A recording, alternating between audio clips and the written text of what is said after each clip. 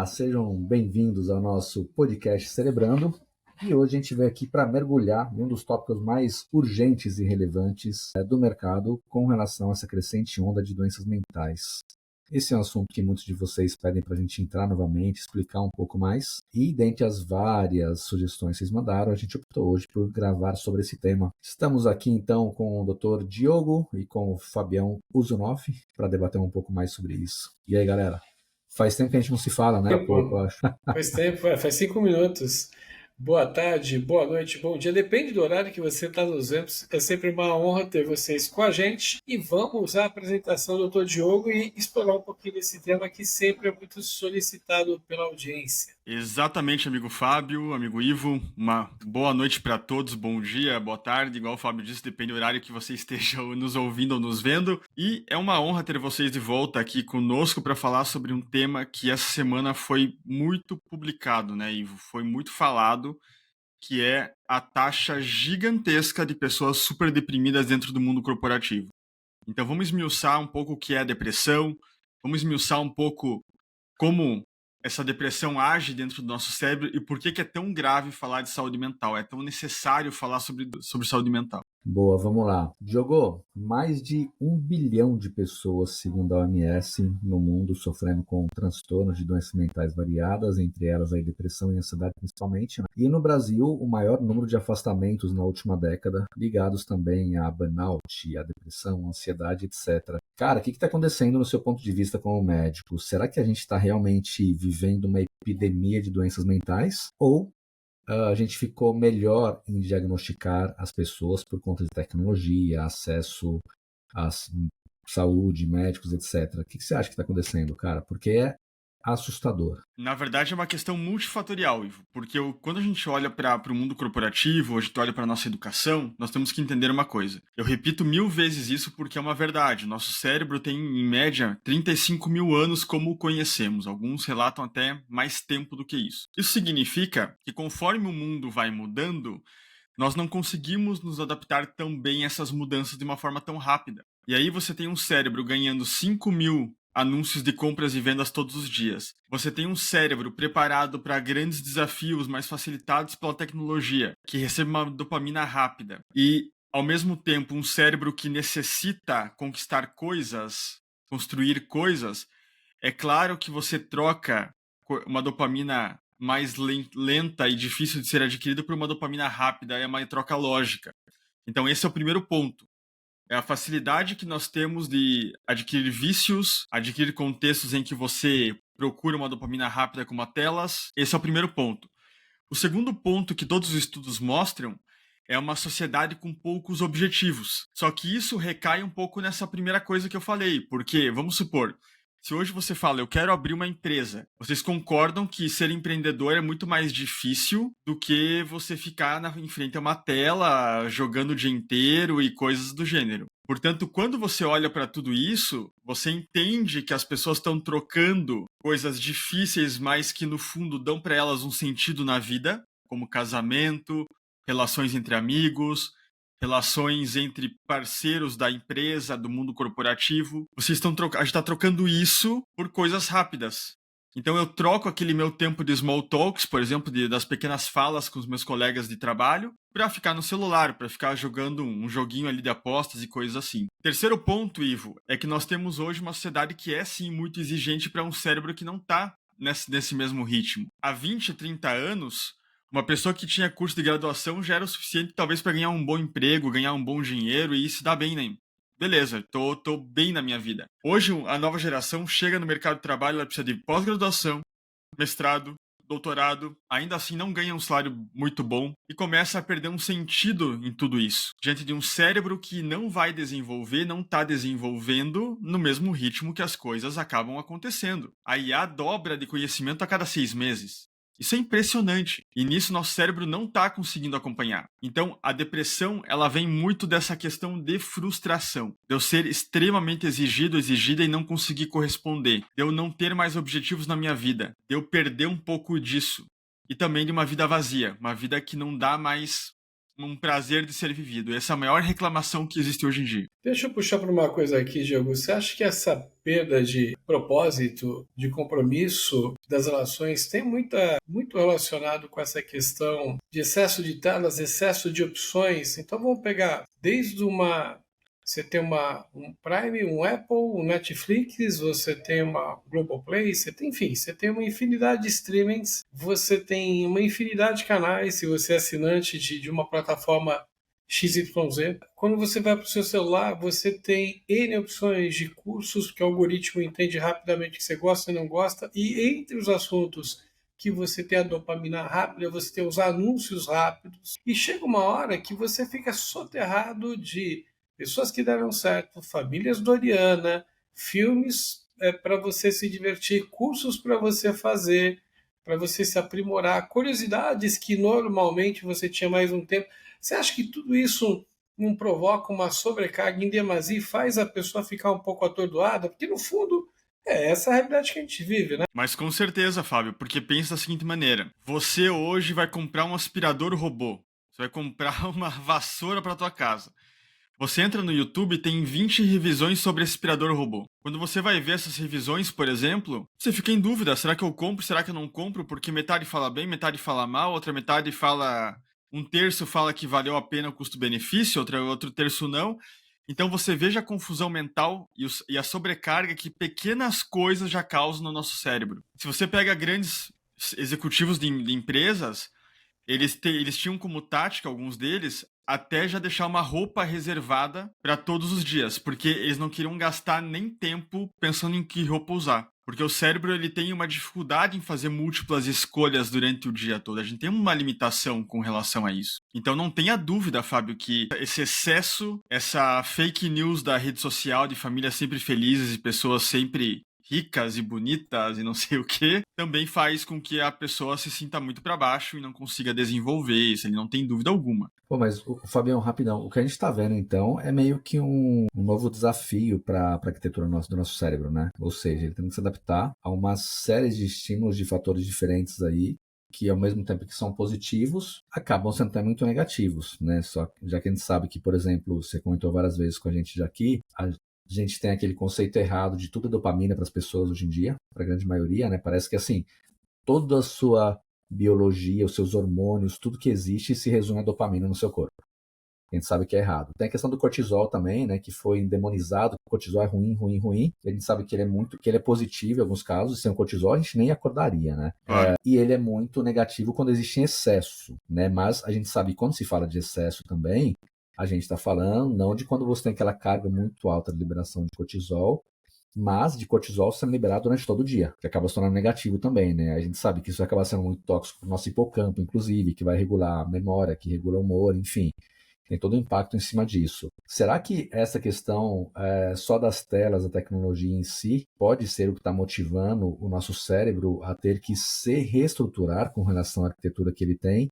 E por isso a gente está vendo aí mais de 1 bilhão de pessoas no mundo sofrendo com doenças mentais? E Ou seja, complementando... seriam só as telas, cara, e a tecnologia que está fazendo isso? Mas tem um complemento muito interessante. A gente fala que tudo começa e termina no cérebro.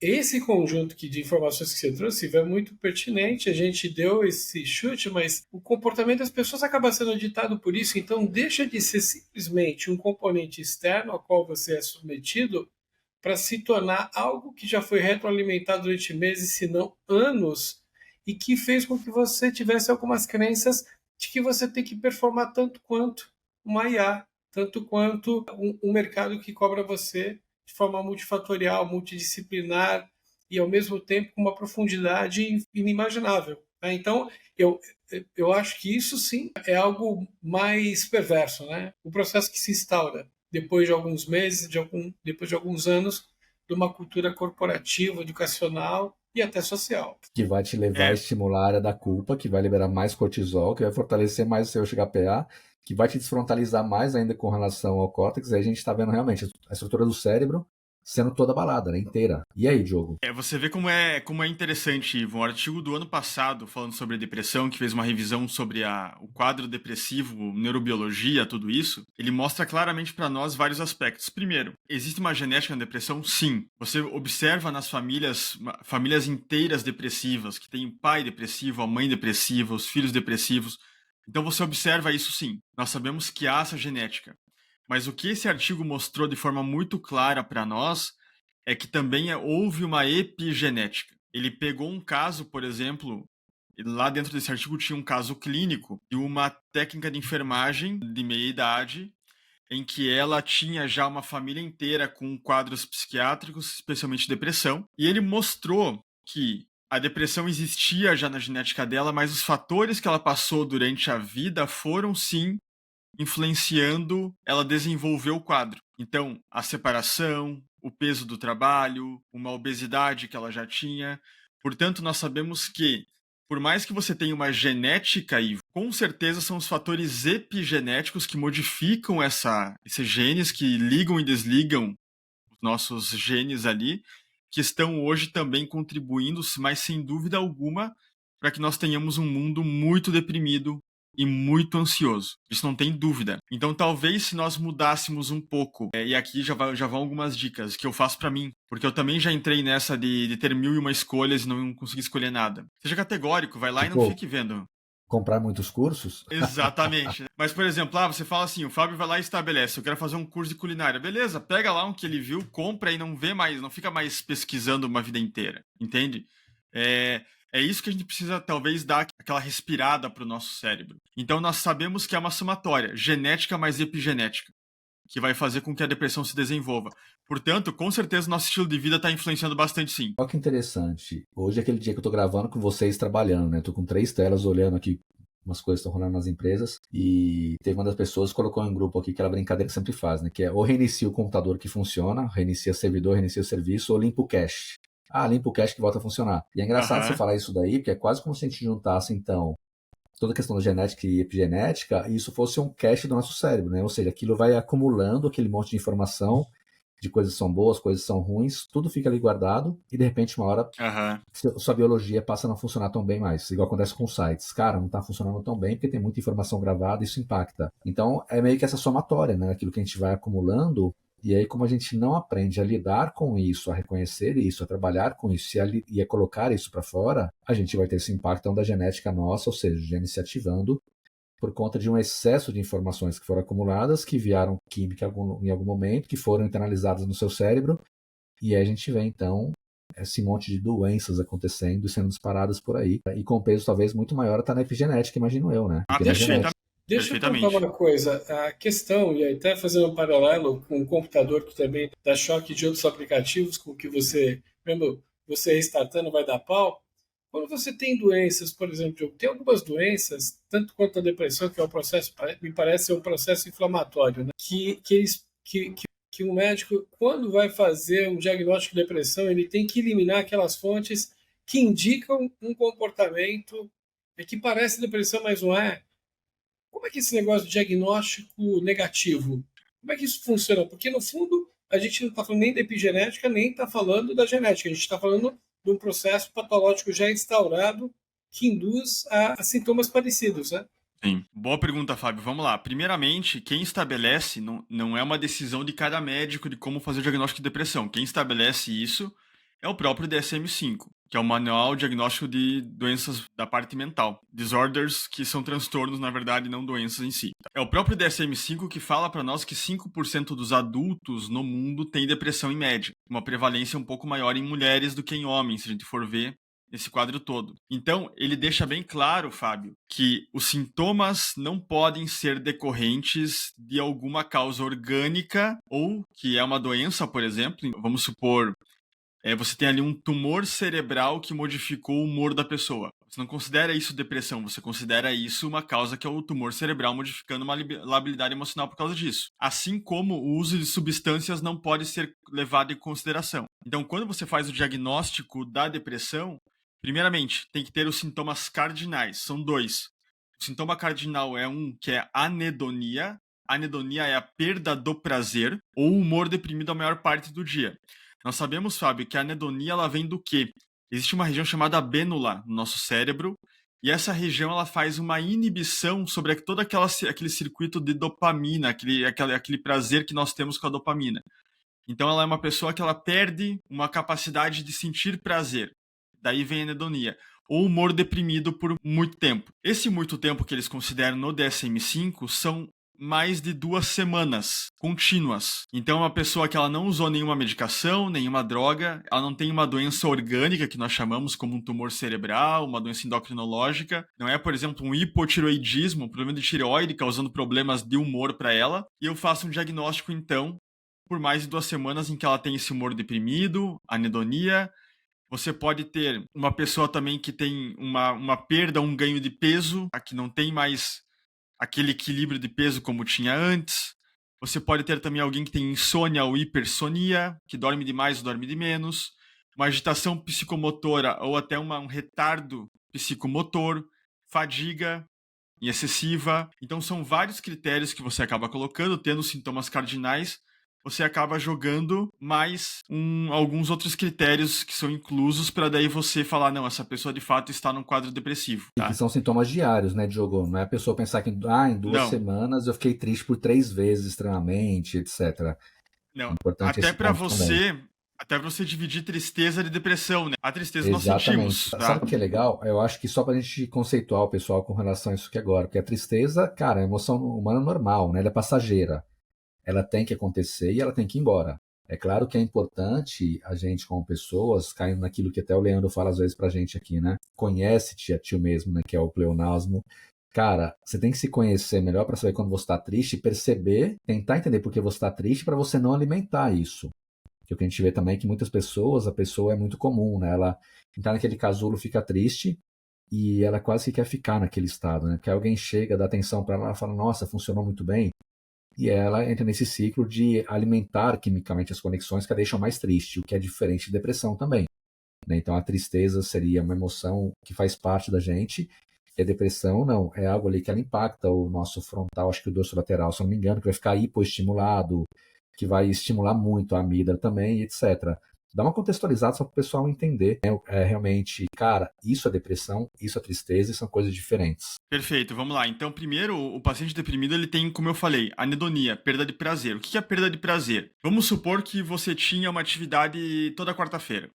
Ia lá jogar tênis todas as quartas-feiras, era teu hobby, tinha ali amigos, e de repente esse fulano, essa fulana não fazem mais isso. Elas não a pessoa começa a não ver mais prazer em viajar, que era uma coisa que ela gostava muito. Não é algo que você nunca teve prazer, é algo que você já teve prazer e acabou perdendo esse prazer. É aquela falta de vontade mesmo. O deprimido fala, eu tenho muita falta de vontade, eu não consigo fazer aquilo que eu fazia antes. Deixa eu te fazer uma pergunta no meio, para poder complementar, que talvez o pessoal tenha Claro. dúvidas.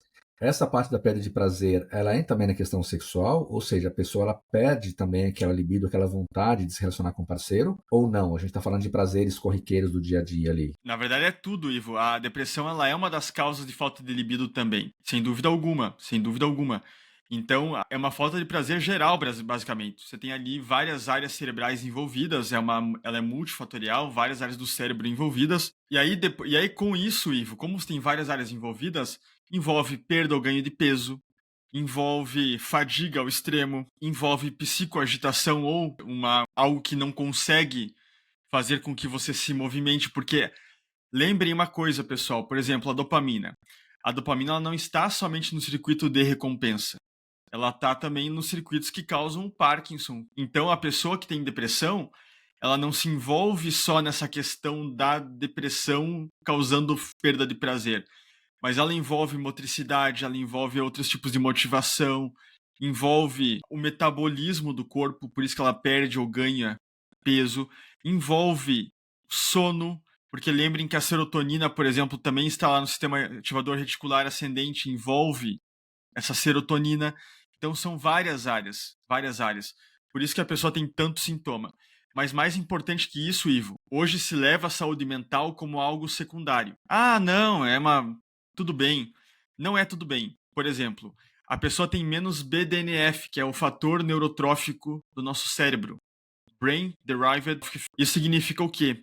que essa pessoa tem menos neurogênese, que essa pessoa tem mais destruição cerebral, que essa pessoa perde mais massa cerebral. E com isso, alguns estudos mostraram para nós que uma pessoa que tem depressão tem muito mais chance de demência, mas morre antes também. Algumas vezes até 10, 15 anos antes do que deveria morrer quando ela tem uma depressão crônica. Por isso Porque que é muito se pesado. você tem uma atrofia praticamente em quase todo o seu cérebro, né? E com isso Sim. muita coisa deixa de fazer sentido, o funcionamento é prejudicado.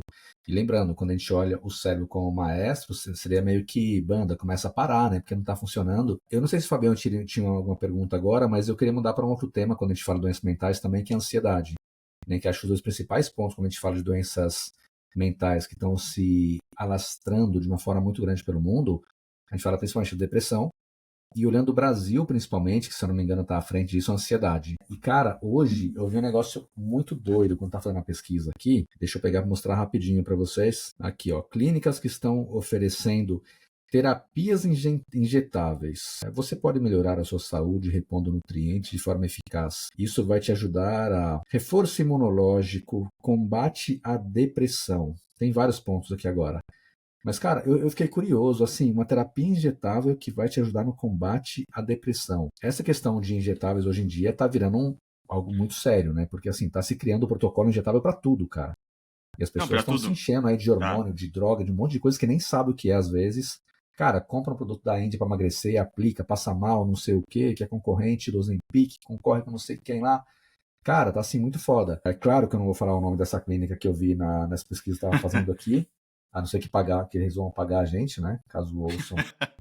Mas brincadeiras à parte. Cara, como assim? Terapia injetável para combate à depressão. Você, como neurologista e neurocientista, você consegue ver algum ponto, cara, que terapia injetável que poderia te ajudar a combater a depressão? Assim, eu achei meio bizarro. Não conheço tanto, cara, mas tem algumas várias pós na área, estudos, etc. Assim, não fez sentido para mim. Tem algum sentido isso para você? Vamos lá, Ivo. Então, é legal que você levantou esse ponto, porque assim, o que as pessoas fazem hoje? Elas pegam pequenas verdades para contar grandes mentiras. E aí, você pega, por exemplo, coenzima Q10, NADH, você pega a questão hormonal, tudo isso, e fala o seguinte: a deficiência desses itens faz com que as pessoas sofram de algumas mazelas mentais, fadigas. É mentira isso? Não. Não. Isso, por exemplo, existem estudos dentro da área da enxaqueca que mostram que a coenzima Q10, ômega 3, fazem algum efeito positivo na prevenção das dores. A gente sabe disso. Mas eles consideram os fatores externos, que podem ser mais fortes do que isso, algumas vezes. Não, mas sem dúvida. Só que aí o que a gente vai falar? O que eu vou falar para você? Olha, Ivo, você pega e toma 5 gramas todo dia de ômega 3. Não, não. É isso que eles estão fazendo com as terapias injetáveis. E aí a pessoa fica lá se suplementando em excesso, tomando em excesso. E aí vira uma receita Ctrl-C, Ctrl-V para todo mundo, um copia e cola para todo mundo, que não avaliam você de uma forma individual. Eu nunca sou contra que as pessoas façam reposições.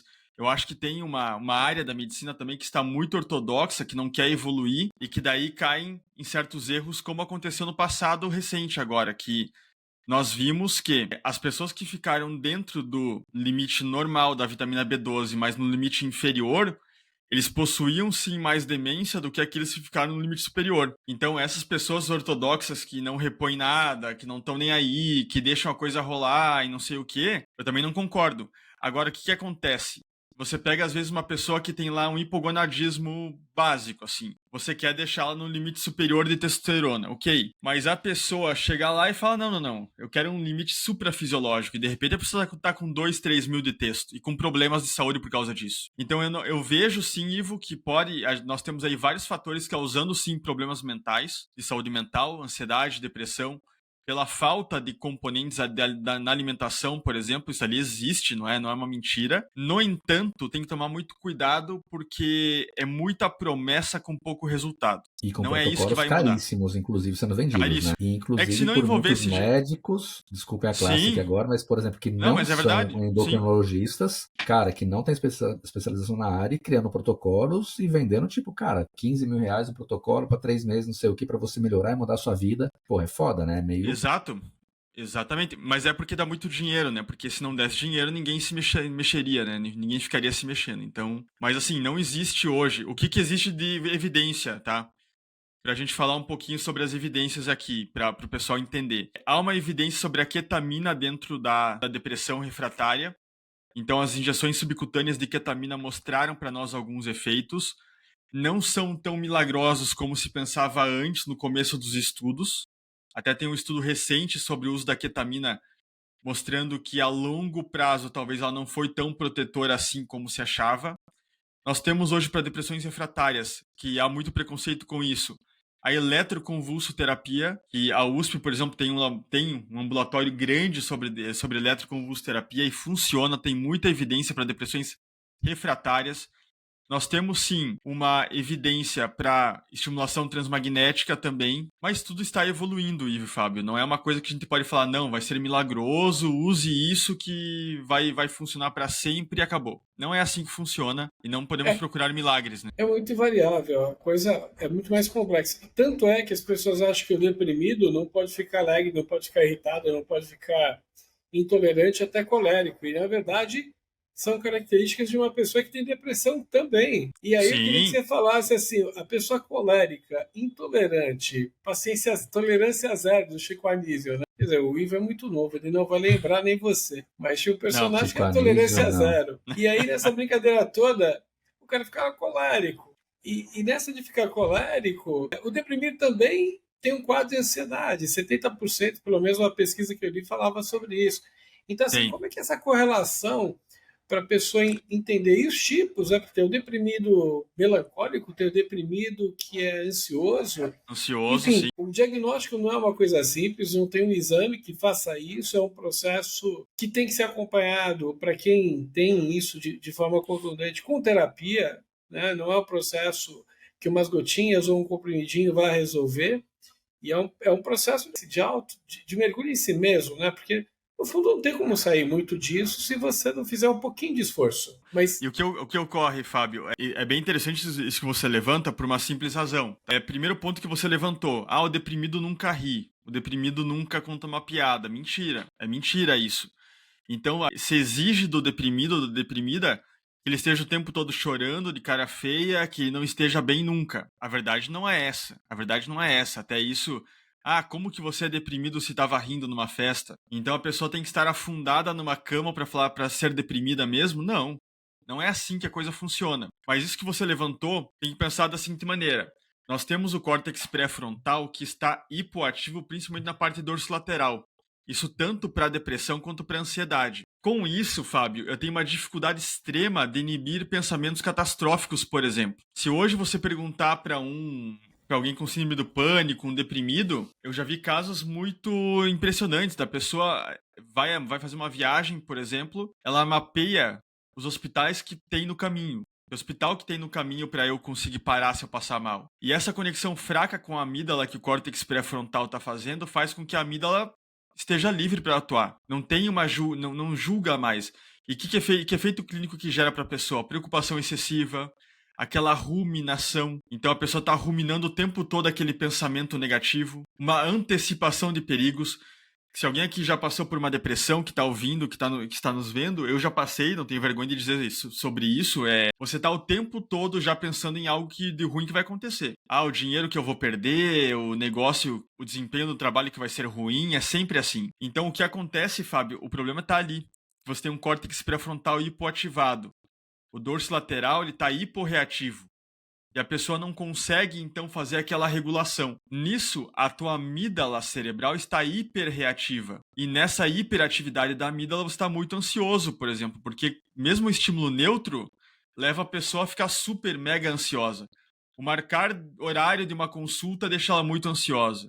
Combinar com ela de ir a um supermercado daqui a pouco deixa ela super ansiosa porque não chegaram ainda. Então, sim, tem e outra coisa. Se lembre que no meu mestrado, que eu fiz uma pesquisa inteira sobre o TDAH, uma coisa que vinha à tona no transtorno mental era o seguinte: uma sobreposição genética de todos eles. Portanto, quem tem um é muito mais fácil que tenha outro. Isso é bem importante que nós deixemos bem claro. Uma questão Fala, do Fabiano, cérebro, desculpa, Ivo, uma questão do cérebro que já é preparado para sentir medo, porque se não sentir medo, você não vai atravessar a rua olhando para os dois lados, né? Se você tiver minimamente um pouquinho de ansiedade, você não vai olhar para um lado, olhar para o outro, opa, vou conseguir atravessar. Mas quando você fortalece isso, é questão de ruminação e até aquela questão de afeto positivo, que é minimizado, e o negativo, que é maximizado, é de receita no bolo para essa ruminação. Mas aqui o contraponto é só que as pessoas entendem que depressão não significa ficar triste, ficar Não. excluído. Na verdade, é perder o prazer, é Sim. não sentir prazer, perder a capacidade de sentir prazer e interesse pelas coisas e pessoas e atividades comuns que antes eles tinham interesse. E Então, também, assim, é bem Fábio, delicado. o cingulado anterior, que é outra região que está ali no sistema límbico, ele está hiperativado também. O que significa que essa regulação emocional está muito ruim. Então, isso que você falou é bem importante, porque a pessoa pode não estar triste, só que, vamos supor, ela recebe um feedback negativo no trabalho e chora do nada. Ela recebe um não para uma coisa que é banal para o outro. Ah, não, quer ir jantar hoje? Não, não quero. Ela vai lá e se afunda chorando o dia inteiro. Por quê? Porque esse símbolo anterior também está hiperativado. E somado a isso, você tem o hipocampo sofrendo pelo excesso de cortisol, porque tem o estresse o tempo todo.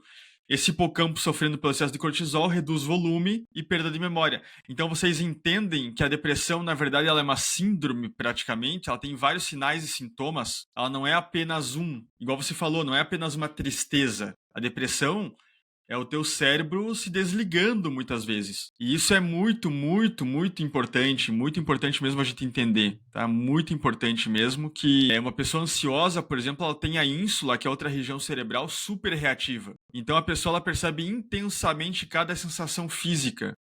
E tudo isso vira ameaça. Um toque para ela vira ameaça, o coração que disparou parece que ela vai morrer. Coisa que acontece com todo mundo aqui. Você vai dar uma corrida, você acelera o teu coração, mas para ela é sensação de morte isso. Então é bem, bem complicado, bem complexo. E tudo, né, cara, falando de ansiedade, porque hoje em dia a gente for olhar, a ansiedade ela é quase que uma trilha sonora da geração nova, né? Porque tudo gera ansiedade, ou seja, a pessoa está presa no futuro o tempo todo, né? O prazo te preocupa, a incerteza financeira te preocupa, o relacionamento te preocupa. E aí a gente vê de novo um movimento no mercado falando assim, e vem da mindfulness também esse movimento, né? Ah, fique mais no presente, viva só no presente. Cara, o nosso cérebro não foi feito para viver só o presente. Não. Cara. E se você não vive o futuro e você não projeta, você não dá direcionamento nenhum para o seu cérebro. Aquilo que acontecer, ele aceita. E aí tá falando do fracasso também, né? E esse lance da ansiedade é muito doido, que você falou logo agora, que geralmente o pessoal realmente não assume, né? E eu passei, você lembra de uma situação que eu passei com essa? Eu tava no Japão, na Universo, aí quebrou um brinquedo lá comigo, aqueles brinquedos que te aperta pra cacete, ficamos, sei lá, uns 15 minutos no escuro, e uma pessoa do meu lado gritando. Pô, eu fiquei de boa. Aí voltamos para São Paulo, fui para uma reunião, cara, entrei num elevador em um prédio, aquele elevador que cabe 4 pessoas, e aí entrou uma pessoa um pouco bem obesa junto comigo, eu, uma mulher e um outro cara, e o elevador quebrou, bicho. Ficamos 1h15 com aquela porra quebrada lá, e o cara, que era mais obeso, começou a gritar depois de uns 20 minutos, cara, e a mulher falando que quero fazer xixi, tô desesperada, não tô aguentando, não sei o quê, e aí o outro cara do meu lado começou a falar, tô ficando com falta de ar. Bicho, eu vou te falar uma coisa. Cara, eu medito há décadas. Eu tenho um controle regulatório muito bom. Mas depois de 2 episódios desse seguido, eu fui fazer uma ressonância um dia, cara, a hora que a máquina me colocou lá dentro, de repente, quando eu dei por mim, eu tava fora da máquina, cara. Saí por trás da máquina de um jeito que nem eu lembro até hoje daquilo. Eu até contei pra você na época, né? E eu não queria entrar naquela porra depois. Eu falei, cara, não vou fazer mais isso. E aí, cara, eu demorei acho que uns 3 meses pra conseguir me autorregular e falar, pô, para, não posso ficar deixando o meu sistema, meu cérebro, acho que de forma geral, né, ficar ansioso, processando, achando que vai dar ruim, que vai quebrar, que eu vou ficar preso ali. E no 3º mês foi muito doido, porque eu precisei fazer aquela ressonância de novo, fui, consegui fazer. E quando eu consegui, veio aquela sensação de prazer, né? Tipo assim, porra, que legal. Né? Não deixei aquilo me dominar. E aí você fala assim, puta, 3 meses é pouco tempo? Pra mim foi muito tempo, porque como eu medito já, cara, há muito tempo, as coisas são um pouco mais fáceis. Só que foi muito difícil, foi assim, cara, exercício diário na meditação que eu fazia, eu me via preso em algum lugar, me via com alguma coisa impressionando de novo, até meu cérebro começar a entender, acostumar a normalizar aquilo, e de repente aquilo foi embora, quando normalizou. Mas, de novo, é um sintoma da ansiedade, né? Ou seja, quando te acontece um fato, você espera, em situações parecidas, que aquilo vai se repetir. E aí, se você não tem a regulação emocional e um controle melhor, cara, a ansiedade vai te engolir muito forte. E aí a gente vai ver isso desandar, né? É que somos todos humanos, Ivo, então não é exclusivo de uma pessoa passar por uma depressão, por uma ansiedade e da outra não. Nós temos que entender isso e deixar bem claro para todo mundo que não é vergonhoso passar por situações ansiosas, depressivas, não é. Fobias. Nós somos seres humanos. Fobias, nós somos seres humanos. Eu consegui imaginar uma pessoa ali, aquelas pessoas que têm claustrofobia, né, meio de lugares fechados. Sim. Cara, deve ser muito ruim passar por isso, um negócio desse. Porque assim, é incontrolável, horrível, né? Você perde totalmente sua regulação emocional, seu córtex dispara, você não pensa pra nada, você fica totalmente reativo E é instinto de sobrevivência o tempo todo, né? E muita gente vê as pessoas passarem por isso, e a fobia, ela te traz a ansiedade, né? Você espera que algo muito ruim vai acontecer, etc. E a gente tem pessoas hoje que olham e falam assim, nossa, mas que exagero, cara, não quer entrar no elevador, que exagero, não quer sair na rua, né? Não quer fazer tal coisa. E a gente não entende de novo, né? Porque algo muito pequeno para uma pessoa, para a gente pode ser muito grande, ou o contrário. E a ansiedade tem muito a ver com isso, né? Existe um pré-julgamento das pessoas hoje com relação àquilo que elas passam, e as pessoas não entenderem o que está acontecendo no cérebro dela. Aquela pessoa pode estar vivendo um inferno na Terra, mas quem está de fora não consegue perceber isso. Por isso que eu acho que é legal você explanar um pouco mais e mostrar o tamanho, né, desse casulo da ansiedade quando ele engole uma pessoa. E fazendo um recorte aqui, a maior parte, a classe mais afetada por transtorno mental é a classe médica. E a classe médica, teoricamente, é a classe mais aparelhada e instrumentalizada para entender esse processo, buscar ajuda de diferentes formas e, mesmo assim, é a mais afetada.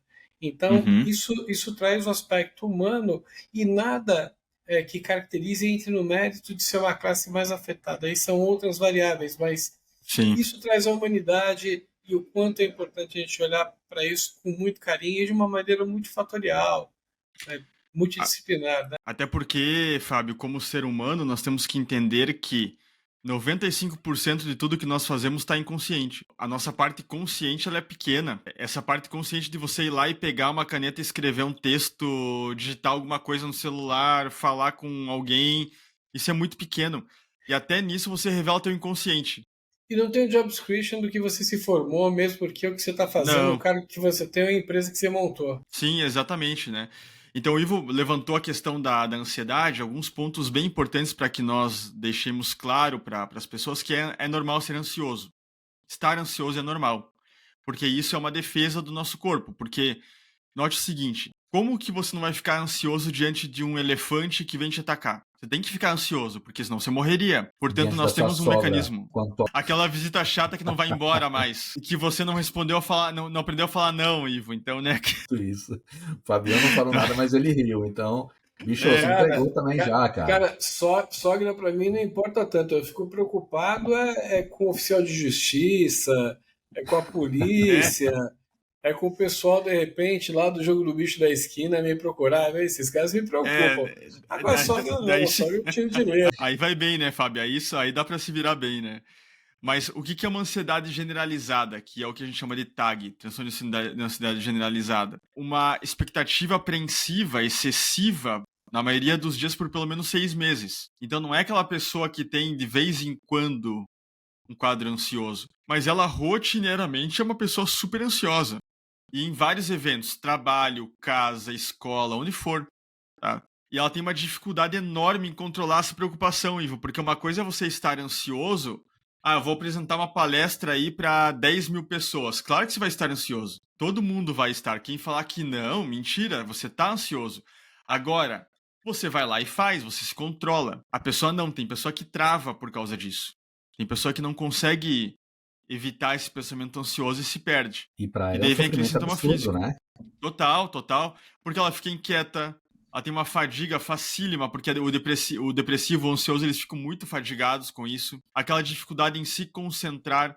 Quantas pessoas tentam procurar ajuda por TDAH e, na verdade, são pessoas super ansiosas ou deprimidas? É muito comum isso, é muito comum. Então, eu ia trazer esse ponto para você agora, rapidão, porque assim, quando a gente fala de ansiedade, na verdade, a gente tem ali o nosso sistema que gerencia todo o meio, do amígdala principalmente, que dispara de um jeito muito forte. Sim. E o nosso CPF, o córtex, ele é o cara que deveria parar, né? Falar, pera, tá tudo bem, não tá acontecendo nada em volta. Só que aí, como existe exatamente um excesso de cortisol no seu córtex, inibe, e aí a ansiedade acaba ganhando sobre isso, né? Então o seu sistema ali, o HPA, por exemplo, torna-se muito mais forte. E aí o que a gente vê a maioria das vezes nas pessoas, quando caem e não sabem lidar com isso, é o seguinte, cara, eu preciso cair no remédio. Mas não dá para se falar, cara, antes de outras técnicas para a pessoa começar a aprender a se autorregular e a fortalecer o CPF dela e a enfraquecer a amígdala antes de cair no medicamento? Eu acho que essa é uma pergunta meio chave no mercado, né? Até é uma pergunta meio um grande finale, assim, com relação ao tratamento. Eu penso que isso é bem, bem importante. Na verdade, eu digo o seguinte: o remédio ele é um meio e não um fim. A pessoa que trata o remédio como um fim é aquela que vai ficar martelando de psiquiatra para psiquiatra, de neurologista para neurologista, de psicólogo para psicólogo e não vai resolver. Ah, mas isso que você não deveria falar assim, Diogo, porque isso para mim é frustrante. Sim, eu também gostaria de ter uma pílula mágica que as pessoas tomassem e resolvessem o problema delas. O remédio é para, na verdade, você conseguir aprender a enfrentar essas situações para que um dia não precise mais dele. É aquela oportunidade, é mais ou menos assim. Você dá um antibiótico para curar aquela infecção bacteriana. Mas um corpo que não tem imunidade, não é o antibiótico que vai curar. Na verdade, é a oportunidade de ter imunidade que vai curar a tua infecção. A depressão, a ansiedade, é a mesma coisa. Você tem que dar o remédio para muitas pessoas? Tem, porque elas vão perder neurônio, elas vão perder memória, elas vão ter muito déficit de atenção, estão extremamente fadigadas, não têm força para levantar e escovar os dentes. Agora, vai ser o remédio que vai deixar elas 100% boas? Não. Serão as mudanças de hábitos, a procura de terapia, a procura de hábitos mais saudáveis, você se contaminar por notícias boas, por vídeos bons, por meditação, como a gente faz sempre, por vídeos que te engrandeçam, que te levem a expectativas boas. Então, é isso que vai fazer que você se mantenha bem após quadros depressivos. Não é ficar tomando remédio por 10 anos. Tem uma coisa bem interessante que você falou agora e que a gente vê, a gente pede muita gente, você como intensivista pode dar uma aula para a gente, já falou sobre isso, que salva as pessoas é o sistema imunológico delas. E entende-se por dieta e sistema imunológico tudo que entra e tudo que você vai metabolizar.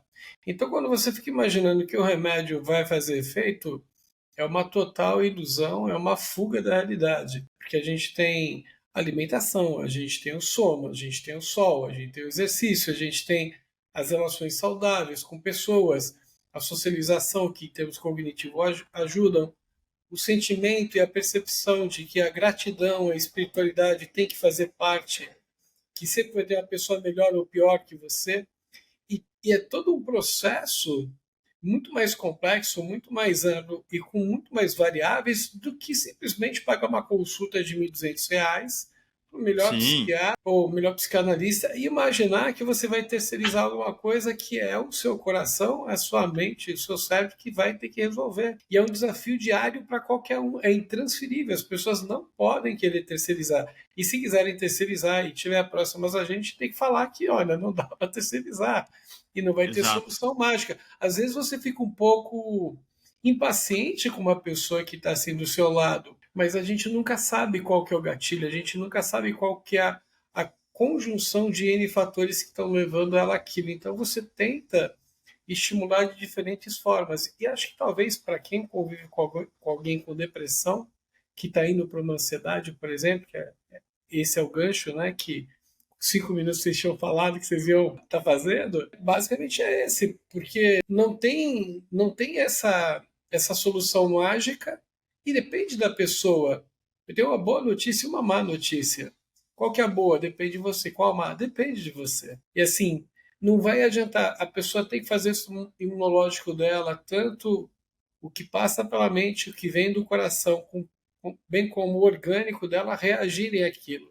E nada melhor que ser mais positivo, nada melhor que se nutrir de todas as formas possíveis e imagináveis. Ô, Diogo, deixa eu trazer uma curiosidade aqui, cara. Quando a gente pega esses dois conceitos, que são a depressão e a ansiedade junto em uma pessoa, a gente tem no corpo dela uma resposta alostática muito forte, né? Ou seja, aquela desregulação total ali do eixo HPA, de amígdala, do frontal, etc. E a gente vê algumas pessoas que não têm essa descarga, ou que conseguem ter um controle melhor com relação à ansiedade. É um exemplo, o cara, CEOs de grandes empresas, muitas vezes consegue ter uma resiliência muito maior, né? E aí quando a amígdala grita que ele deveria ficar ansioso, o córtex tem aquela força, né? Ele é mais forte que ela, consegue parar e falar, pera, tá tudo bem, não é assim. Isso também, você acha que vem muito da resiliência, daquilo que a pessoa aprende, ou tem alguma questão genética e talvez epigenética no meio que ajuda essas pessoas a conseguirem ter essa regulação emocional muito melhor? Isso é Com treino? certeza, é treino. Com certeza, é treino, sem dúvida alguma. Tanto que as doenças mentais, se a gente for ver, elas também são sociais. Elas também são sociais. Quando você tem mazelas sociais, você tem uma taxa de doença mental que ela é maior também. As pessoas sofrem mais por causa disso, somatizam muito mais. Portanto, isso tudo é muito treino. É muito treino. Se não fosse assim, Ivo, um atleta de alta performance nunca seria um atleta de alta performance, porque passa por dor todo dia, passa por perda todo dia. E isso é um treino que nós temos que ter diariamente, de receber crítica, de conseguir aguentar sem ansiedade, uma cobrança, mas tudo isso é treino. Então não é por isso que às vezes aspectos técnicos da profissão não são os aspectos mais importantes, mas é o quanto você aguenta, é o quanto você suporta e não desiste, não sai de cena. Isso que é o mais importante. Agora, como que você treina isso? Aí se colocando nas situações, tendo um emocional bom o suficiente para aguentar tudo isso também.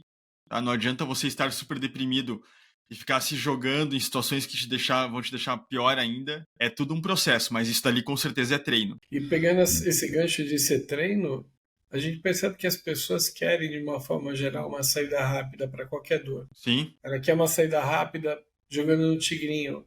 Ela quer uma saída rápida mudando de relacionamento em relacionamento. Querendo aquela emoção em vez de trabalhar os desafios. Ela quer, de repente, o caminho mais simples, sem atalhos, não quer a dor do crescimento. Então, é o cérebro querendo economizar a todo momento. E aí, eu queria que você fizesse esse gancho, porque às vezes as pessoas elas imaginam que elas são deprimidas, não, elas estão deprimidas, elas estão ansiosas, elas estão desmonetizadas, para não falar outro adjetivo. E estar é muito diferente de ser, né? Fábio, eu lembro de ver agora à mente um caso de uma paciente oncológica, paciente de câncer. E naquele momento que ela descobriu o câncer, ela fez um propósito com ela mesma que iria somente ver coisas positivas. Então só assistia filme de comédia, só via vídeos motivadores, só ia em ambientes de motivação. E claramente essa pessoa vivia todo o drama de uma pessoa com câncer, que não é nada fácil, de passar por quimioterapia, radioterapia, muito mais leve do que os outros. E a cura dela, com certeza, veio em partes por causa disso. Não tem dúvida alguma. E não quero responsabilizar ninguém aqui, mas eu dou a responsabilidade para ela, sim, dela ter conquistado isso por ela ter tido essa proatividade. Mas aí é como você falou. A pessoa num estado deprimido há muitos anos, quanto de energia ela vai ter que gastar para retornar a um estado normal, a um estado que não é mais deprimido? É muita energia. Aí que é o problema.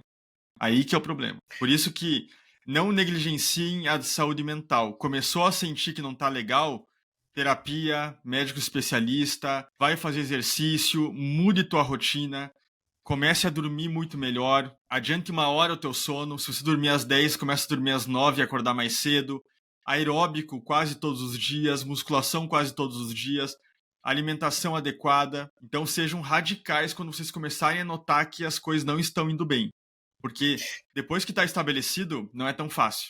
Deixa eu puxar aqui por uma questão mais de neurociência. Por exemplo, quando você está num processo de ansiedade crônica e com eixo HPA ligado 24/7, você tem alguma coisa que aparece no hipocampo depois de 20, 30 anos de um comportamento completamente desfrontalizado? O que acaba acontecendo com as estruturas cerebrais de uma pessoa que vamos pegar assim uma coisa extrema, uma pessoa apaixonada por futebol, apaixonada por música, por dança, uma pessoa extremamente emocional, intempestiva, às vezes até colérica, e que as pessoas acham que aquilo faz parte da personalidade dela, até da atuação dela, da área que ela tem inserida.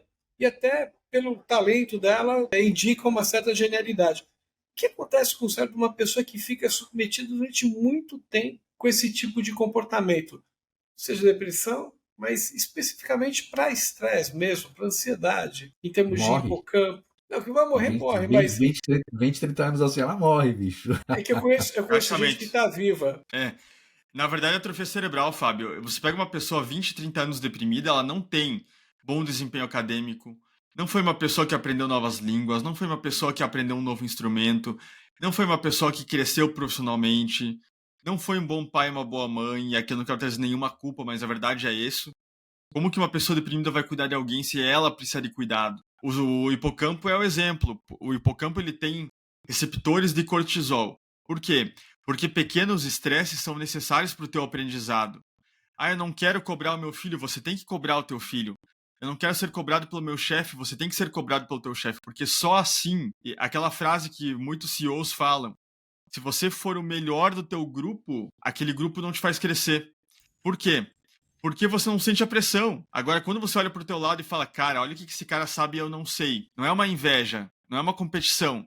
Mas você vai ter que correr atrás, meu amigo. Você vai ter que correr atrás, pegar os livros, estudar mais ainda, ler os artigos, sabe? Sustentar aquilo que você fala com ciência, com base científica, o que quer que seja, qualquer situação. Então, o cortisol em pequenas doses, ele é excelente, ele é necessário. Agora, quando você cronifica aquele sistema, o teu corpo entende que tem que se destruir aqueles receptores porque não dá mais. E aí teu hipocampo vai embora. Então, falta de memória. E aí a pessoa tem muito mais doença autoimune, ela tem muito mais doença orgânica também. A taxa de câncer, Fábio, em deprimidos é muito maior. Até porque se viu que tem muito mais citocinas inflamatórias no deprimido e no ansioso. Então, ele é uma pessoa inflamada também. Nós sabemos disso. Então tem vários ali aspectos multifatoriais que acabam jogando a pessoa para uma saúde física deteriorada, para uma saúde mental completamente deteriorada por causa da depressão, por causa da ansiedade. Então são 1001 fatores. E essa pessoa também ela vai ter um aspecto de dependência psicológica dessa depressão. Isso é triste, mas a verdade também é essa. Que ela tem ganho secundário em ser deprimida. É um marido que sempre dá atenção, uma esposa que sempre dá atenção e ela não quer perder isso. Então é muito difícil, tanto que é um drama para todo mundo que trabalha com saúde mental, pegar alguém que toma remédios há 20, 30 anos e entender o que vai fazer. Se alguém vier e disser para mim, eu sei o que eu faço, mentira. Não sabe, cara, não sabe. Eu sei porque é comum na nossa área ficar ali trocando ideia com psiquiatras muito bons, com outros neurologistas muito bons, com psicólogos gigantes no mercado aí. Eles mandam para um, mandam para outro, pedem opinião de um, porque a gente não sabe o que fazer muitas vezes. Não sabe. Então, tem que ter essa humildade e pôr os pés no chão. Boa. Deixa eu ir para minha última pergunta aqui, até pelo tempo que a gente está já aqui, né? 58:10.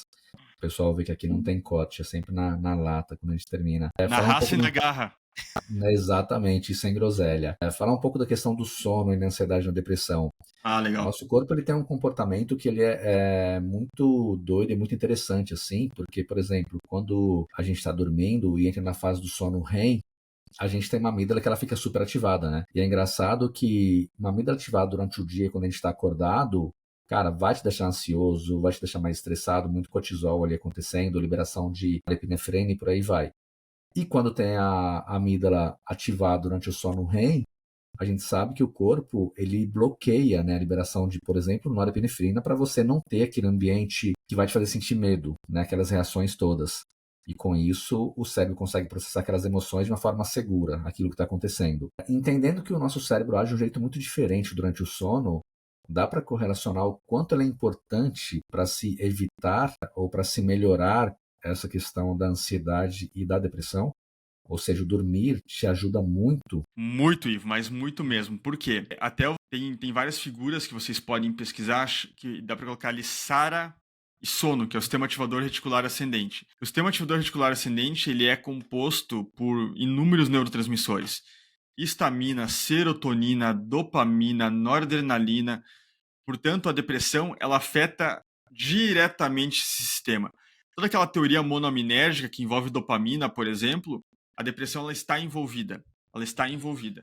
Isso faz com que, Ivo, haja uma desregulação desse ciclo sono-vigília, em que a pessoa não consegue dormir ou que ela dorme em excesso, que ela não está legal, assim, ela acaba dormindo em excesso ou acaba dormindo muito pouco. O ansioso, ele tem uma insônia que ela normalmente é para início do sono. A pessoa tem uma dificuldade de pegar no sono, de dormir.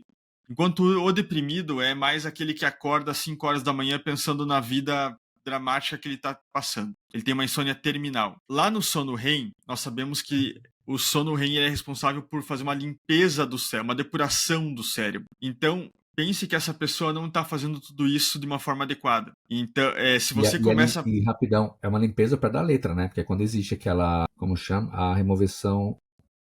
remoção é foda. A remoção... Não, puta, aí se vai, né, cara? A remoção de algumas toxinas metabólicas, né? Ou seja, quase como se o cérebro fosse lavado realmente ali, né? Que a gente tem todo o sistema linfático ali atuando e fazendo a limpeza e tudo mais. Então é o pé da letra, né? Isso. E não só isso, Ivo, é tão importante lembrar quanto esquecer. Se a pessoa não dorme, ela não esquece. E aí é um problema. Porque ela vive o dia inteiro aquela depressão e não dorme. Não... Quantos de nós aqui passamos por problemas durante o dia, a gente fala, vou dormir, amanhã eu vejo o que eu faço. E aí você vai lá, dorme mais cedo, umas 9, 9:30 da noite, deita, dorme até umas 6 e pouco da manhã e se sente renovado para pensar no problema no dia seguinte. Isso ali acontece. Até existe uma percepção, às vezes, que a pessoa resolveu problemas durante o sono.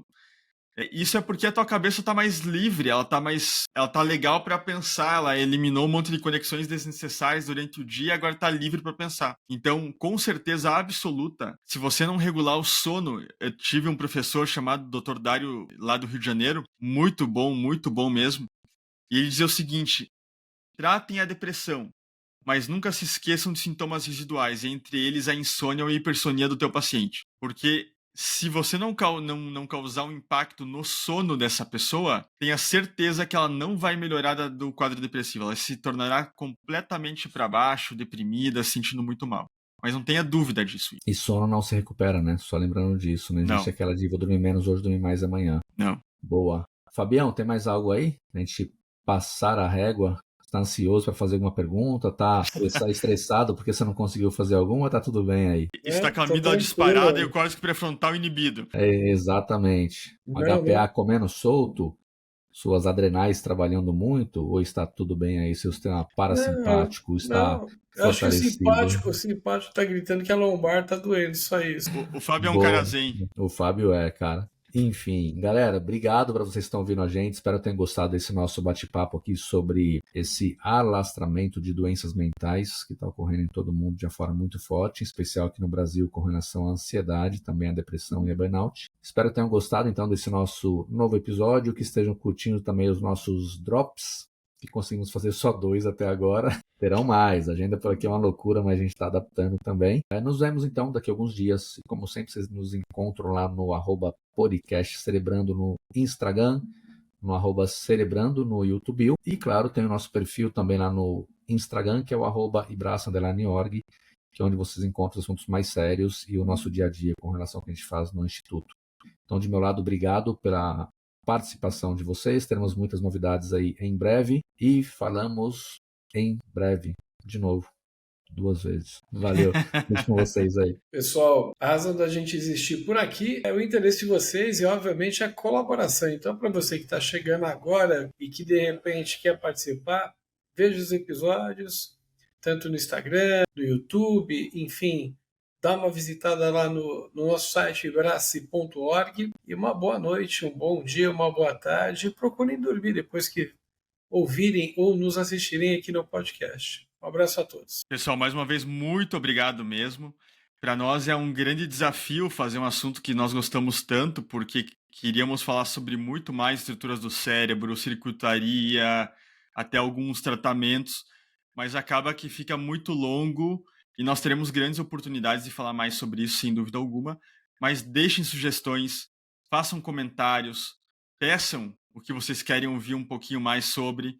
Nós estamos aqui para isso, para tentar fazer um podcast mais descontraído, com assuntos interessantes e baseados em muita neurociência. Tudo que nós falamos aqui não é nossa opinião.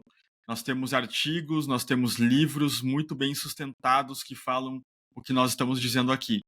Então, nosso muito obrigado a vocês que nos ouvem. Espero que esse podcast tenha servido para que quem esteja hoje num estado mental não tão bom, procure ajuda, entenda que não é vergonha alguma passar por depressão, passar por ansiedade, e que nós estamos juntos com vocês, por um mundo cada vez mais livre da depressão, livre da ansiedade, e que seja cada vez mais com uma mens sana, com um corpo sano também. Então, nosso grande abraço a todos e até o próximo episódio. Muito obrigado, Ivo, obrigado, Fábio, valeu! Boa, Angel. Cara, agora eu tive que até entrar aqui, você matou a pau nessa, hein? Ficou muito bom. Só aproveitando aqui que o Diogo falou, então, só deixando um alô aqui também, um agradecimento nosso para a galera lá da agência Seven, que agora está trabalhando com a gente, cuidando de muita coisa relacionada ao nosso marketing, que deve facilitar. Vocês devem ter visto já que de marketing aqui a gente não conhece quase nada, nosso negócio é neurociência e as coisas agora tendem a melhorar. Se não melhorarem, por favor, culpem o pessoal da agência Seven, não a gente. Então, valeu pessoal da Seven, obrigado pelo apoio de vocês. Obrigado, aí. Pessoal, valeu mesmo. Valeu, galera.